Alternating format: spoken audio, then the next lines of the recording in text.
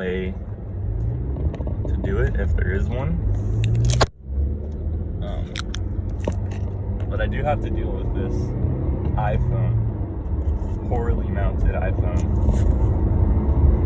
held in place by blue tape. And when I say held in place, I mean it maybe is held in place for like 20 seconds. And then I brake a little, and it falls over, so that's fun. But it's currently 11:11 a.m. I'm heading on a 42-minute drive to Ashland, Oregon, to attend Japanese class. And I thought I'd bring you guys along for the ride and I guess speak what's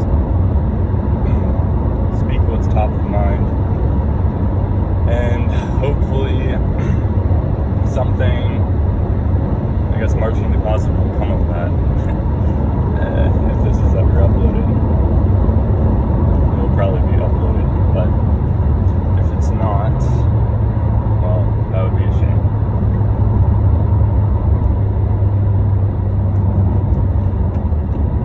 I don't know about you guys, but if you guys have an Apple Watch, you guys get annoyed or distracted at all by the notifications, the pinging, and the kind of like vibration it gives to your wrist.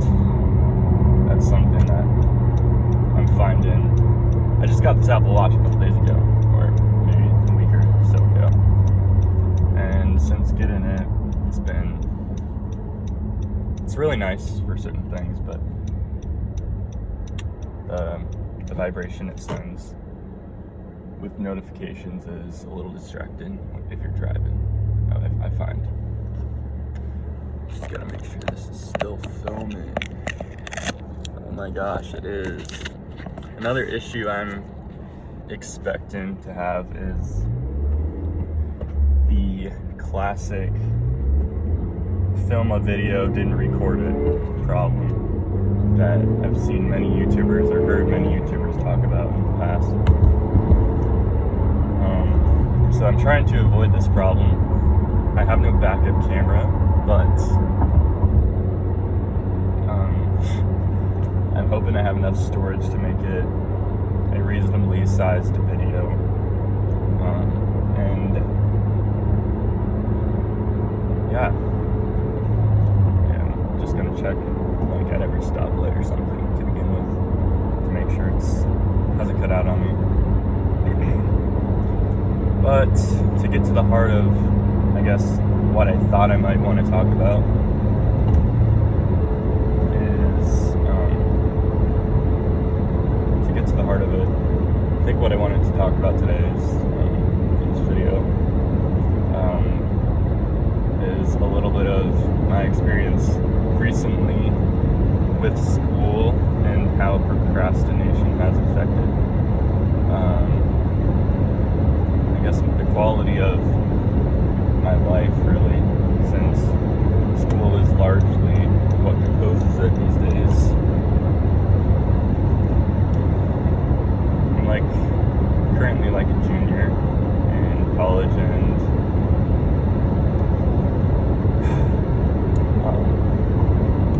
recently switched to English from biochemistry, so having to undergo a little bit of a reuptake process in terms of lower level classes, which is to be expected since the curriculums don't really align with that well, science versus literature or humanities. So this is the first term, this is fall term, and it's started off well actually, but that's common for me. But once things got rolling, more work continued to come my way, and I found myself procrastinating on it. And now, as I stand, it's week 11, it's week 11, out of week 12, and I have a mountainous amount of work to not only catch up on, but in the final week we have certain bulky papers that are expected to be submitted, and that's gonna, I don't think I'm alone in saying that procrastination is a large source of overwhelm, I guess, in academia in my case, but otherwise as well, in other areas, the workforce and so forth. So I guess I just wanted to talk about,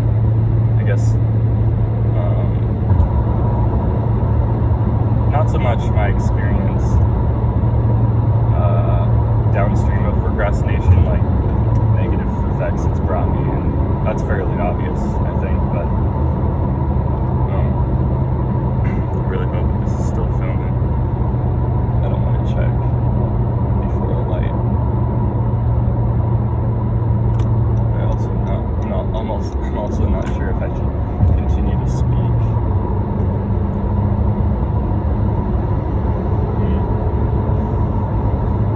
And potentially waste my words. But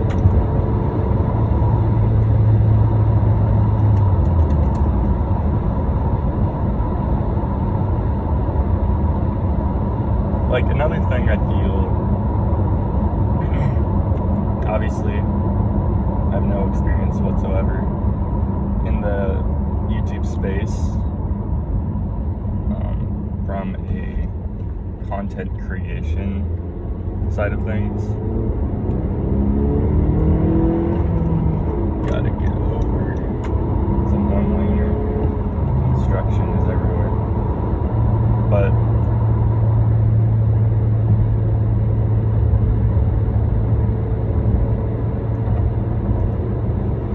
these guys are like literally planting like those road dividers, those just regular like road cones, the orange cones, in the middle of the divider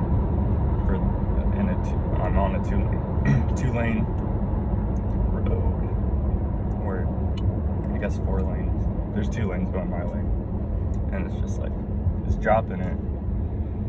I'm like inches from collision, and that's, they need to work on that. Okay, it's still filming. Let's go. So anyway, getting back to procrastination, I didn't want to talk about like how it's like brought me stress and all that, which is true, and a fair amount of it at that. But I think the more interesting side of things is to kind of discuss like steps anyone can take to prevent it, or the half-life of procrastination, shorten it, because my half-life of procrastination, I would say, is very drawn out, and it'll begin when work seems to be becoming overwhelming, and it continues until there's absolutely no other option but doing the work. The whole thing about the pain of not doing the work is greater than the pain of doing the work. That's the point at which I actually decide to put myself in gear. It's and I'm sure obviously that's how procrastination works. I don't know, in my experience at a basic level. I'm driving a stick shift, by the way, guys. If you guys have any experience with stick shift, you got all these special techniques you can pull out of your hat, like heel to toe, and basic rev matching on the downshift, and it's pretty sick. So I've been learning a little bit of that. I'll do a 30-second downshift. It's pretty fun. It's also fairly stimulating as opposed to an automatic transmission, so that's fun. But I keep sidetracking. The point I was trying to make is, at some point, the pressure of not doing the work is so great that the pressure that's coming from not doing the work is so great that it actually is no longer like, I guess, it like kind of catalyzes you, I guess, to actually stop your wading into the more procrastination and kind of just get up out of the water and do the work or whatever. And I guess I just wanted to explore like my thoughts on ways one can like minimize that entire process. I'm not sure it's really feasible to like eliminate it completely from anyone's life. I mean, I'm sure. See, this is what I mean. Take a moment. It's yeah. But anyway, I don't think it's like I know there's people that have little to no trouble with procrastination, and that's not really an issue they've ever had to come across or deal with. But for me, that's, it always rears its head at some point. Always when there's a lot of pressure and expectation of performance from me on the line. And, that mountain pressure really drives me into like a reclusive state or something of like procrastination and stuff. And I don't like that. It's not fun. I have so far like always come out of it, but the damage it's caused, I would say, in some ways,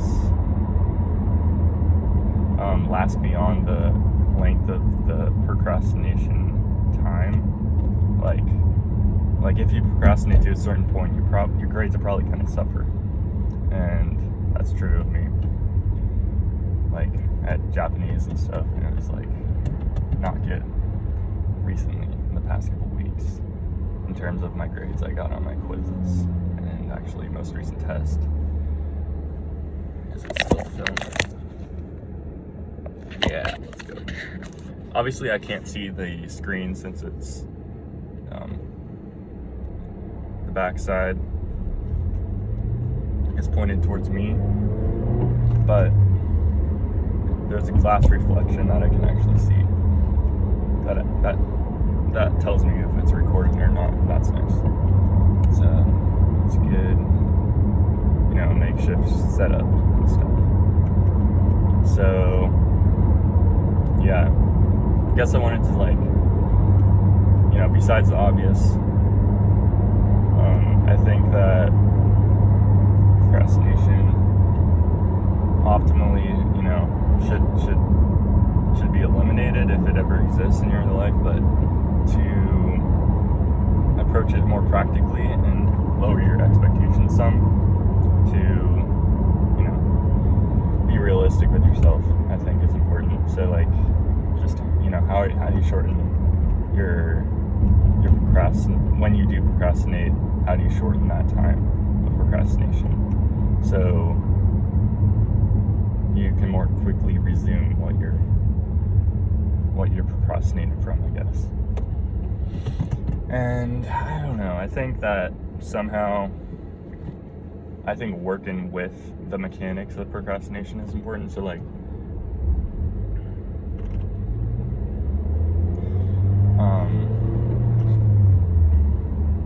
since procrastination operates on a pressure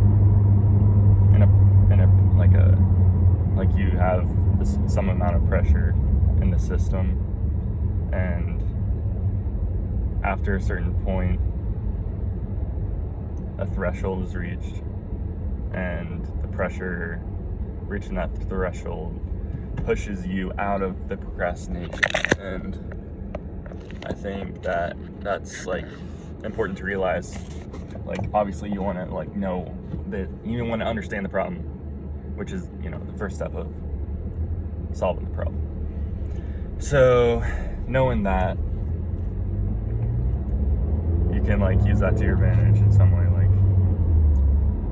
Like, one thing I've found helpful for me, you know, obviously when I do use it, it's helpful.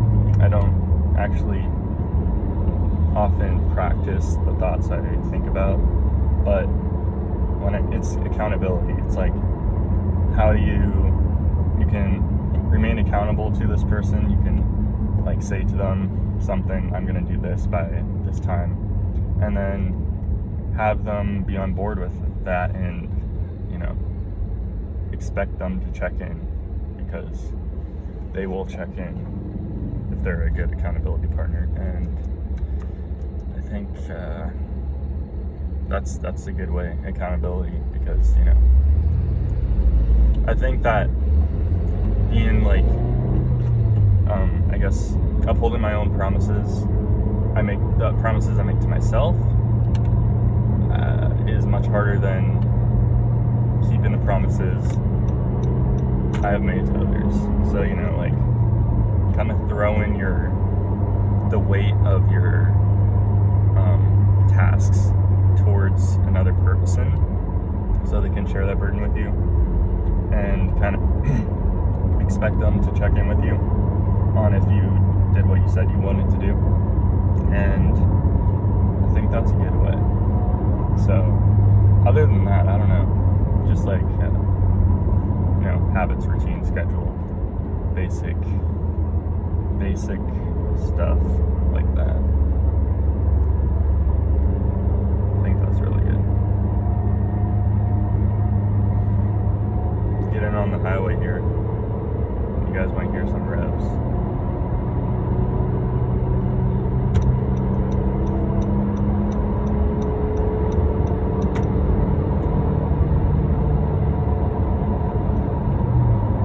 Some people merge so incredibly slow. It's almost like crazy. It's kind of crazy. Or maybe it's just I drive fast. I don't know. It's one of the two, I would think. But yeah, that's kind of what I thought about on procrastination. Actually, one other thing is the whole like outcome versus experience thing, or not a thing, but this is something I've thought about, and, you know, I'm sure it's out there in other wording, but let me make sure it's still fun. Okay, it's still fun.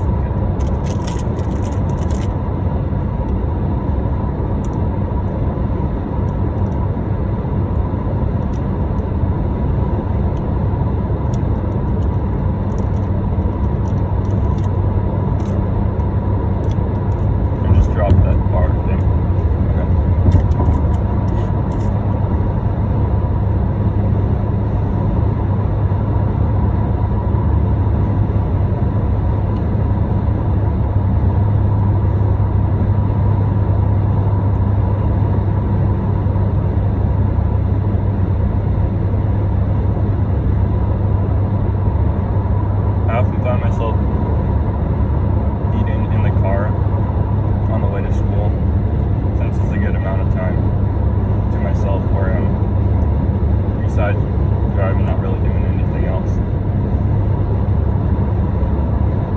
But I don't know if it's like good that I'm kind of skipping some amount of like nutrition, since because I'm driving, I have to take like kind of travel size foods like bars. I don't know. But anyway, I was thinking about as kind of like a mental model for procrastination. Like as procrastination occurs, you have this like internal like conflict of what you want to optimize, like, and it's a confliction between experience and outcome. So like experience the present moment, outcome, that is stuff that lies outside of the present moment. And I think like procrastination kind of like operates on a pattern of aversion where you kind of just want to avoid anything that is uncomfortable, or basically the thing that prompts your procrastination, you avoid it and you opt for something else, probably something that holds more of a value of instantaneous gratification rather than oftentimes, like for me, I procrastinate over things that don't really yield any instant gratification, like school or homework, but those things will eventually come back to bite you in the butt if you take care of them at some reasonable time, like i.e. like you failed a class or something because you were incomplete or missing homework. So I think basically if there's like a way to hijack that whole experience versus outcome thing, because how I was thinking about it is like you want to kind of like make the experience side of things more attractive to you. And to be honest, oftentimes like as you're working with procrastination, or procrastination is kind of in the air, in the system,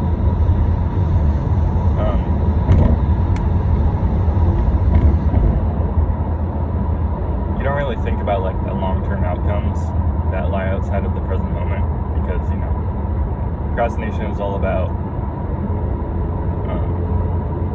doing something to avoid a present circumstance, right? So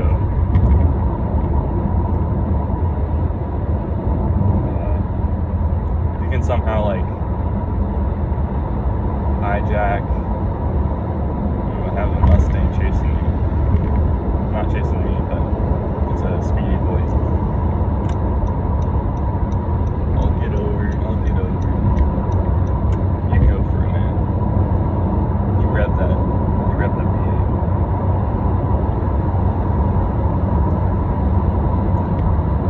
Doesn't even look that good.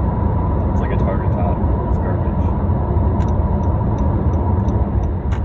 It's annoying. This guy's driving in a reckless manner. Anyway,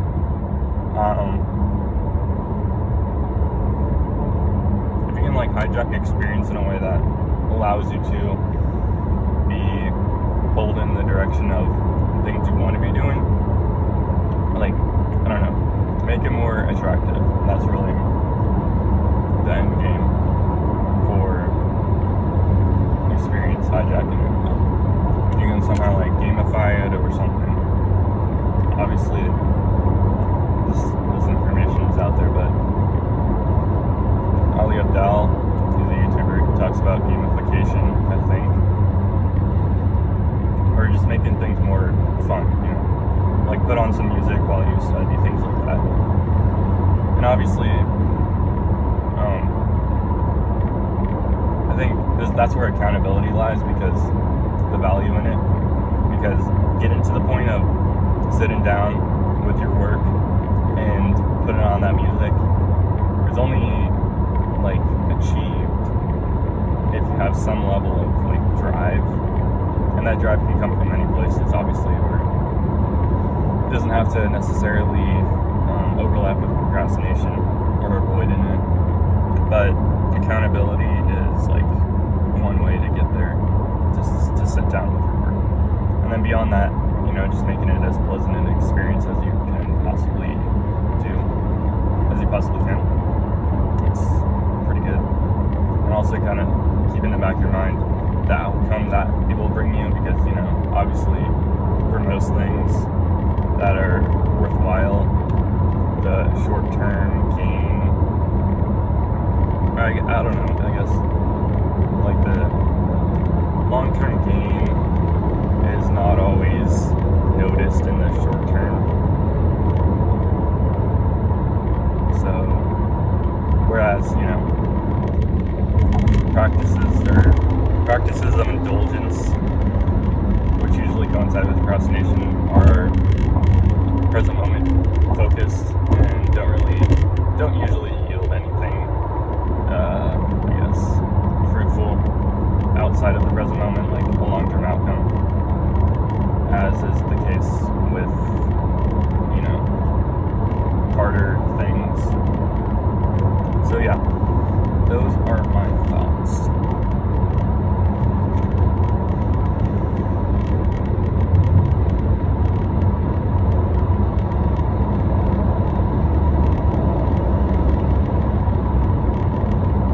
Okay, I'm going to sign off. About midway through the drive, 11:36 or so, class starts at noon. Should actually be there on time. Unlike me, but positive. A positive way to start the day, I suppose. So, yeah. I guess the closing thing I wanted to say is, like, it's really good that, it's just like, this is probably the best way I can find right now to, I guess if I want to continue producing any form of content, through a video medium or whatever, this is probably the best way to do it, since it's kind of a passive task where I'm driving, and I don't really have anything that I can, actually work on besides listen to music, podcasts, speak. So it's a really good opportunity or slot in my day to push this, uploading a video, whatever that means, into. So yeah, thank you if you watched to the end. I don't know. I guess subscribe if you liked, and like if you subscribed. So I'll see you guys later.